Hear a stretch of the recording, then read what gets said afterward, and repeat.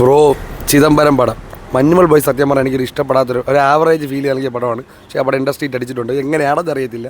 അപ്പം ചിദംബരം പടം വരുമ്പോഴത്തേക്ക് ബാലൻ ട്രെയിലർ കണ്ടപ്പോഴത്തേക്കും എനിക്ക് മനസ്സിലായി സംഭവം അത്യാവശ്യം കൊള്ളാമെന്നുള്ളൊരു സംഭവമായിരിക്കും. പക്ഷേ തിയേറ്ററിൽ അതുപോലെ ഒന്ന് കണ്ടപ്പോൾ ആ വിശ്വാസം നിലനിർത്തി.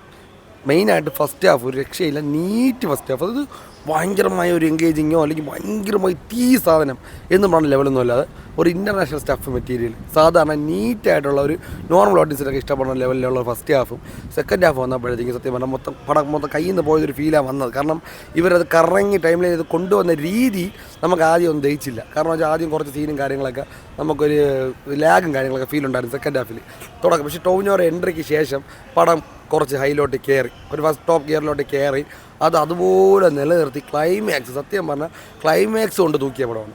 ക്ലൈമാക്സ് ഇല്ലെന്നുണ്ടെങ്കിൽ ഈ പടം ഇല്ല, അതിനാണ് മെയിൻ സത്യം. മലയാളത്തിൽ സത്യം പറഞ്ഞാൽ ഈക്കോയ്ക്ക് ശേഷം ക്ലൈമാക്സ് ഇത്രയും പീക്ക് ലെവലിൽ വന്നത് ഈ ഒരു പടം എന്നാണ് എനിക്ക് ഫീൽ ചെയ്യുന്നത്. 100% തിയേറ്റർ നല്ലൊരു ബെറ്റർ പക്ക തിയേറ്റർ എക്സ്പീരിയൻസ് കിട്ടുന്ന ഒരു തിയേറ്ററിൽ പോയി പടം കണ്ടു കഴിഞ്ഞാൽ നിങ്ങൾക്ക് ഉറപ്പായിട്ട് നല്ല രീതിയിൽ ഇഷ്ടപ്പെടും. ഇത് ഹൈ സംഭവം എന്നല്ല, ഈക്കോ ലെവൽ ക്ലൈമാക്സ് അറിയാമല്ലോ, അതിൻ്റെ വേറൊരു ടൈപ്പാണ് ക്ലൈമാക്സ്. ക്ലൈമാക്സ് കൊണ്ട് മാത്രം ഇവിടെ ഹിറ്റ് ആയതാണ്. സത്യം പറഞ്ഞ സെക്കൻഡ് ഹാഫൊക്കെ എനിക്ക് പടം പോയെന്നാണ് വിചാരിച്ചത്.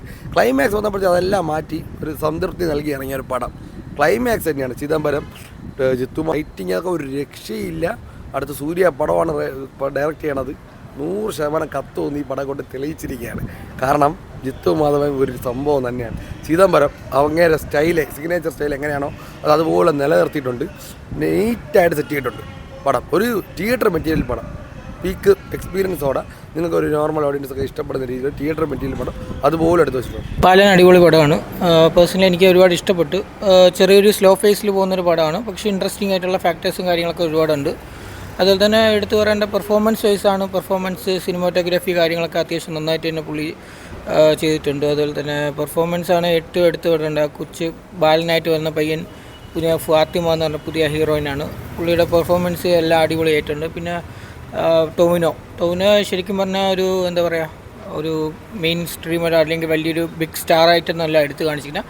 സിമ്പിളായിട്ടൊരു സിമ്പിൾ മാൻ, ആ ഒരു പുള്ളിയുടെ ഉള്ളിലുള്ള ഒരു ആക്ടറിനെയാണ് ചിദംബരം എടുത്ത് കാണിക്കുന്നത്. മ്യൂസിക് ആണെങ്കിലും അത്യാവശ്യം നന്നായിട്ട് സുഷിൻ്റെ BGM ബാക്ക്ഗ്രൗണ്ട് സ്കോറൊക്കെ അത്യാവശ്യം നന്നായിട്ടുണ്ട്.